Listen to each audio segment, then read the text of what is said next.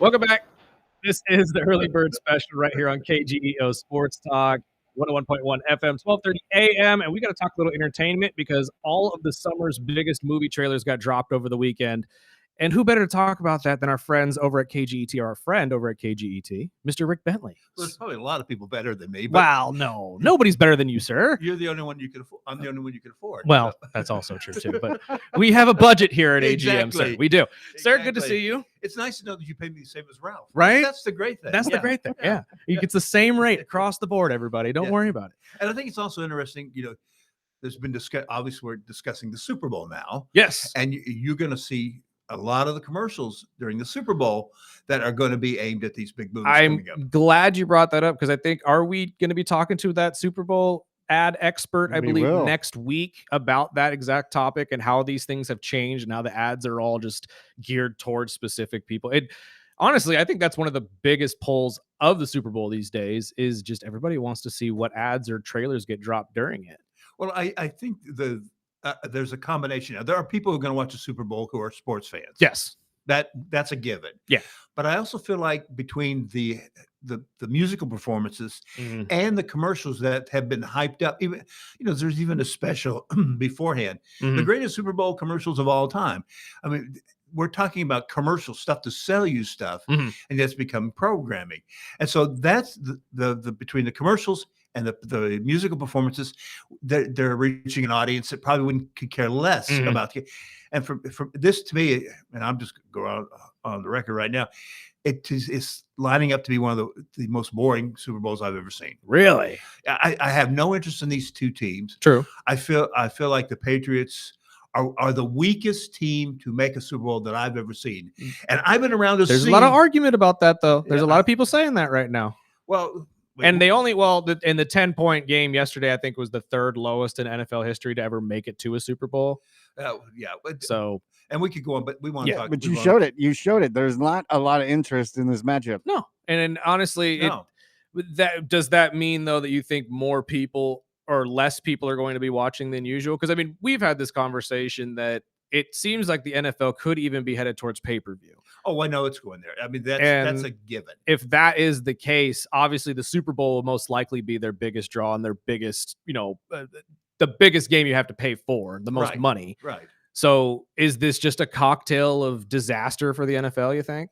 Yeah, I think well, it's not going to be a disaster for them because they're going to make money. True. The bottom line, the NFL, they don't care about the game. Yeah. They care about who's watching and how much money they can make. Yeah, and the TV revenue and all of that. So if they can make X amount of dollars being on commercial television or X doubled on a streaming service, they're going to go X double. Yeah. No, that makes a lot of sense. And then my problem is staying off social media because they all the good ads are streamed before. And I mean, I've already seen a couple of them. I'm like, okay. But even in the games yesterday, they're starting to tease, the ending of these commercials are to be continued on Super Bowl Sunday. Yeah. And again, I think a lot of those are going to be entertaining, but I agree. Like, you're going to see most of them before the game anyway.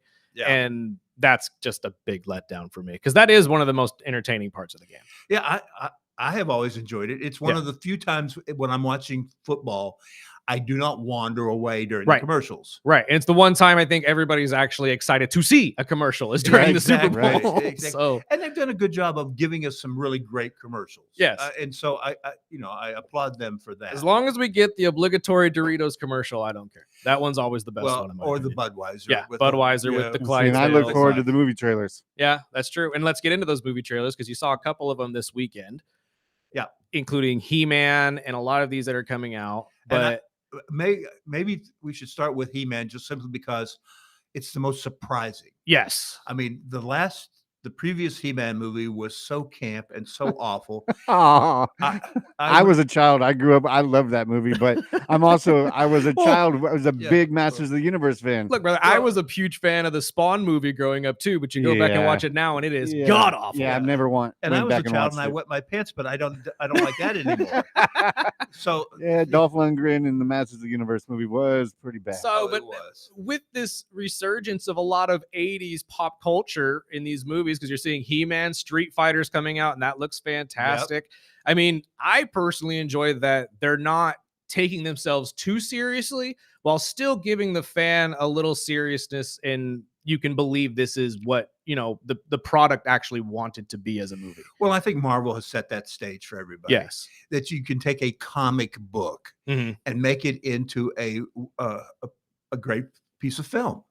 And so you don't have to be campy and over the top. And, you know, you can treat He-Man as if it's a serious action film, and people are going to enjoy it. And so I was thoroughly surprised. I thought, oh gosh, I don't know if I can sit through another one of these. And when I saw the trailer, I thought, wow, I'm kind of looking forward to seeing this now. Well, and they took an interesting spin on the story.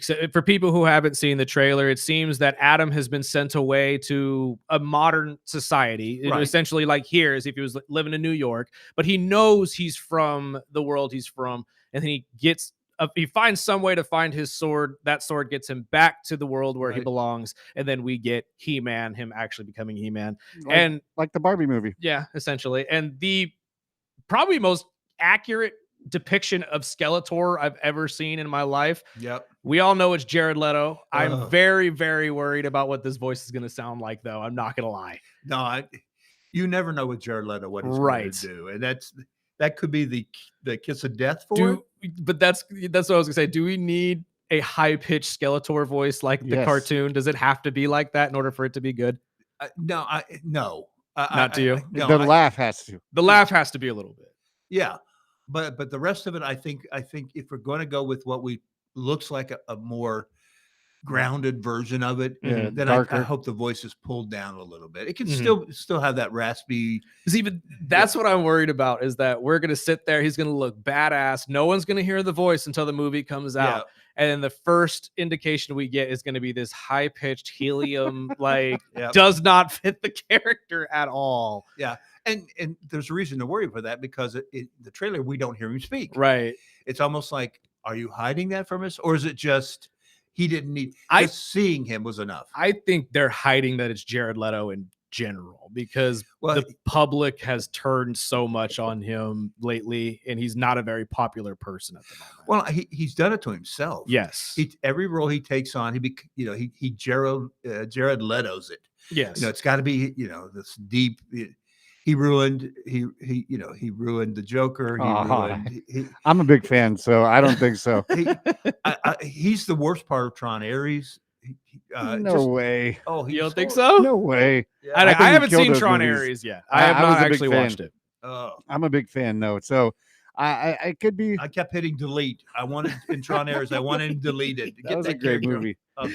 I need to see that one still. I just barely re-upped my Disney Plus account, to be honest with you, because I finally paired it with Hulu, because Shoresy's coming back, and now that Hulu's going off the air. Exactly. So it's like I have to do something. Yeah, right. You need the bundle at some point. If it wasn't $35 freaking for ESPN2, it would have done that. But the three of them together is just absolutely ridiculous.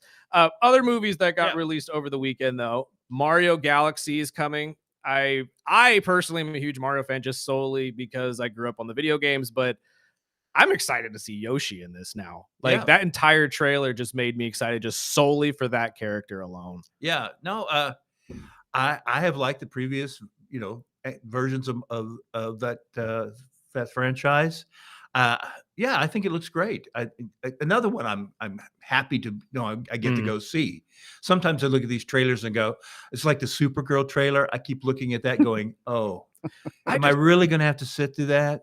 But then you see Lobo and you see all this other stuff, and I'm like, okay, this actually doesn't look too bad. Well, if this was a Lobo movie, I think I'd feel much better about it. Very true. But just something about, I don't know. And I know the comic book went that dark with the Supergirl character, so it's not like we're way off base. Yeah, it's not uncharted territory. But the whole thing feels like a DC version of Guardians of the Galaxy. So it feels like nothing feels fresh about it. And so, so there are trailers. Some of them excite me and some of them just leave me flat. I just thought it was interesting that with the names of the movies that are coming out, like He-Man, Mario, I mean, we're going to get into Avengers and Dune here in a second, but then you have shows like Maul and all these Star Wars stuff. Like, if you really sit there and think about it, a lot of these video game based or spin-off based stuff back in the 90s and 80s would not have worked. Like a lot of this stuff would have fell flat on its face, but we're starting to hit this generation now that this is pretty much the only content they want to absorb. Right. Yeah. Do you think that this is a change in the movie industry at all, that maybe video game movies and all of that are the route that we need to start, or not need to start going, but that companies will start headed because, I mean, it's easy cash makers? I think it's just laziness. Really? I really feel like Hollywood has given up being creative. Oh, yeah. And so they said, okay, what's the franchise that if we say, Mario, people go, oh, I know that character. I know that story. I know immediately. And so they don't have to work as hard. And so that's why I think we're seeing a lot of these video games being pulled to the big screen. It's just an easier. Or there's a lot of movies that are coming straight to streaming that are really good. And a lot of them, I mean, I watched, was it the new Matt Damon and Ben Affleck movie that came out in the last couple of weeks? One yet. That one was great. The Rip? The Rip was really good. And I mean, I catch myself, and I mean, I'm a movie guy. I go to the movies as much as I can, but I'm catching a lot of the better movies that are written and not redone go straight to streaming. I was gonna say, I think that the argument that I've heard for that is because movie studios see no real money makers in new product anymore. I mean, look at the box office results for the last 3 weeks. It's been Avatar. Yeah. It's like what you were saying, that they would prefer just picking a IP that everybody knows because they know that's going to be all the money. So do you think it is going to head the way like Sparky says, where maybe all the new original IP head more for streaming services, whereas all of the, traditional media that you grew up with will all be made by bigger name movie studios? Yeah, I just think what we're going to end up having is that the only thing in theaters will be popcorn movies. Okay. It will be stuff that it's like Avatar. Okay. As much as I always hesitate making people spend so much money, Avatar needs to be seen on a big screen. It's just got that sort of, Avengers is going to be that way. Dune is going to be that way. There's some films that just need to be seen on a big screen. Yes. The Rip, a Ben Affleck, Matt Damon movie, does not have to be seen on a big screen. That's fair. So I think what we're going to see is that movies are going to just keep leaning more and more and more toward these big, but and a lot of animated. Look at Zootopia, became the #1 grossing movie of all time. So wild to me. But I mean, yeah, and I liked the movie, but it wasn't like, oh my gosh, that is the greatest. Yeah, 5-10 years from now, we're not going to be looking back and remembering Zootopia. Exactly, the plot or anything about it. Yeah. No, I can agree with that. And you've already brought up two of the biggest box office movies of the year, which we won't be getting until December, unfortunately. But Dune and Doomsday, Avengers Doomsday, for those who don't know, will both be released on the same weekend, we found out. Yep. December 18th. I brought this up to you before the segment started, but I wanted to get your thoughts and Sparky's on this. What do you think that this is just the next Barbenheimer? Do you think everybody now is trying to say, okay, two big box office movies, although releasing on the same weekend could be a problem, or they could just bolster each other into popularity? You're giving Hollywood too much credit. You think so? I think both studios picked that date because it's an important date, because as you're heading toward that Christmas weekend, when you're going to do big box office, you want that momentum. And toys and all that are going to be released. And I think the Barbie Oppenheimer thing was a chance thing that happened. That wasn't planned. But the difference between that is that Barbie and Oppenheimer were complete opposite movies. Fair. Absolutely different. Yeah, polar opposites. Yeah. I know there were people who went to both, but generally there was an audience for one and then generally an audience for the other. When you look at Dune and Doomsday, that's the same tick buyer. And so it's not like, if you go to see Avengers, then your date is going to say, no, we have to then go see Dune. It's one of those. It doesn't have the same resonance with me. Fair. It's not the alternative version of the other. No, that's a very good point. Because I mean, you're right. There was probably a lot of couples out there and said, fine, if I have to sit through Oppenheimer, then you have to sit through Barbie. Exactly. You know what I mean? So I totally get that. It just, because I, like you, we talked about this during the break, but knowing that both of these movies, both of them are going to be massive, massive successes, or you would assume. We would assume, yeah. But competing against each other on the same weekend, is going to be pretty rough for the viewer. Because like you said, these are two at heart just sci-fi based movies that are targeted towards the same person. Yeah. Yeah, but again, it's not like it's a one-shot deal. True. And so, look, hey, Friday night, we're going to go see Doomsday. Right. Saturday night, we're going to go see Dune. Okay, well, you've seen them both. Right. I mean, so it's not like it's one or the other. It's like you can go to the AFC Championship game or the NFC Championship game. You can't do both. True. You can do both of this. What do you make of the extensive amount of teaser trailers that the Russo brothers are dropping right now for this Avengers movie? Well, I think it's marketing genius. Yeah. I mean, I look at it, when a trailer has a countdown clock on it, it's telling you, it's trying to build that excitement. It's been, I think, about 7 years since we've had a good Marvel movie. That's fair. And so I think they know they need to really get this franchise back on its feet because they've had so many misses lately. So I love the idea of that. And we're also talking, unless you're a big comic book geek, you really don't know the story of what happens in this franchise. And so I think they need to be teasing you. I love the idea that they're teasing you that, they finally got the X-Men, which was, and those of us who keep up with the movie industry know that there were rights owned by one studio and Disney finally got them and blah, blah, blah, blah, blah. And so, but I also know that there are characters being shown from some inside source that I have. There's at least one character being shown in those teasers that's not going to be the character you think when we get to the movie. See, they've done that in the past as well with the Infinity War movies and all of that. They would edit certain parts of it. And actually, Spider-Man is the biggest indicator of it because the last Spider-Man movie, they had to edit out Tobey Maguire and Andrew Garfield, so nobody knew about the big reveal. Exactly. So that wouldn't surprise me at all. I have heard a theory, and I want to get your thoughts on this because we only got about 2-3 minutes left, of where this movie is going. Like you said, for comic book fans who don't know the entire idea of Doomsday or where this is going, it's going to be depicted off of a comic series where a central bad guy takes all of the major big superhero groups, puts them on a battle world, and tells them all, fight each other. The winner gets to take me on. Right. And that's how all of this comes to a thing. So basically what this is going to be is the Avengers, the new Avengers, the X-Men, Fantastic Four, all being thrown onto this world together in certain teams, having to fight each other before they finally realize we all should just band together, make one giant group of Avengers, and fight Doom, who's going to be Robert Downey Jr. The theory that I'm hearing, though, is that the countdown clock is actually more of a countdown clock to a central part of the movie itself.